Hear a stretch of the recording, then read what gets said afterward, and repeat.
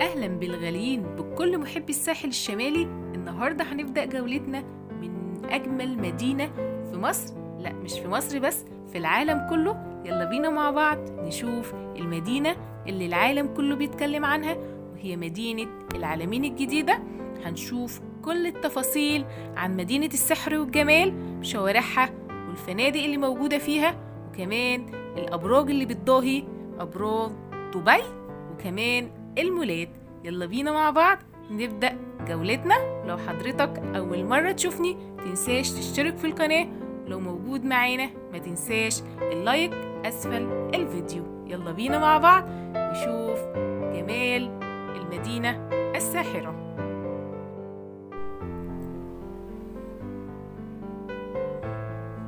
فعلا مصر أم الدنيا، بيوجد فيها مشاريع أبراج العلمين الجديدة، تتكون من مجموعة من ناطحات السحاب السياحية والسكنية، يضاف لذلك قطاع سكني ضخم. أيضا بيوجد بها حي الفنادق اللي بيتكون من مجموعة من الأبراج اللي قدام حضراتكم دلوقتي، أبراج بتشبه أبراج دبي وأجمل كمان.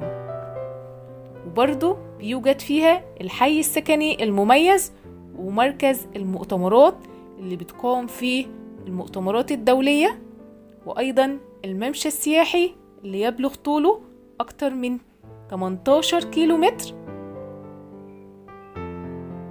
كمان بتحتوي مدينة العلمين على مشروع لزراعة بعض المحاصيل مثل النخيل والزيتون وكمان الرمان.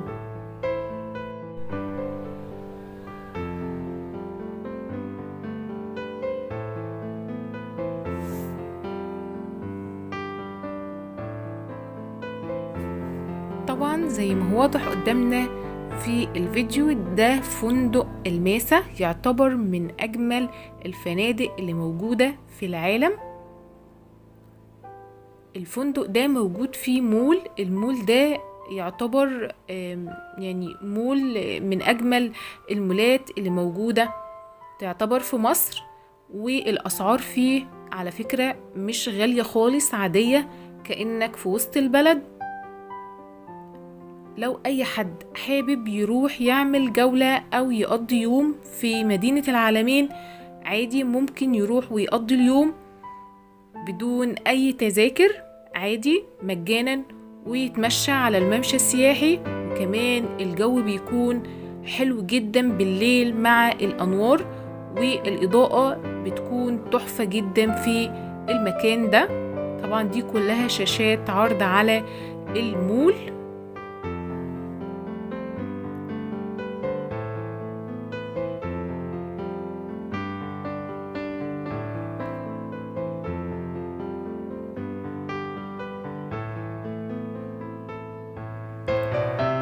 مدينة العلمين الجديدة على مساحة 49 ألف فدان.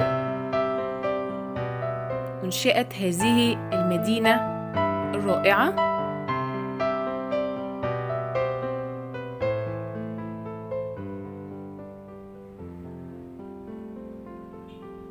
هي فعلا مدينة المية والهواء.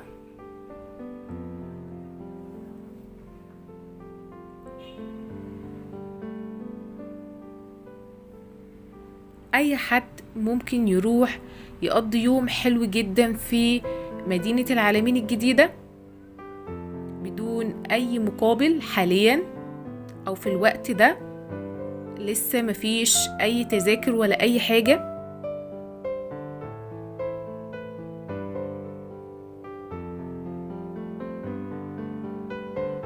ما تنساش تشترك في القناة وتدعمني باللايك.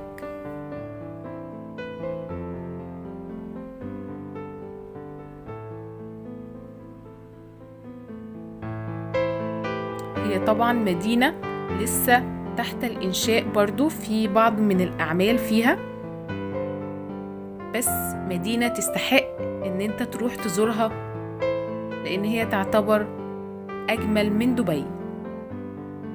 أسيبكم لحظات مع الجمال الطبيعي.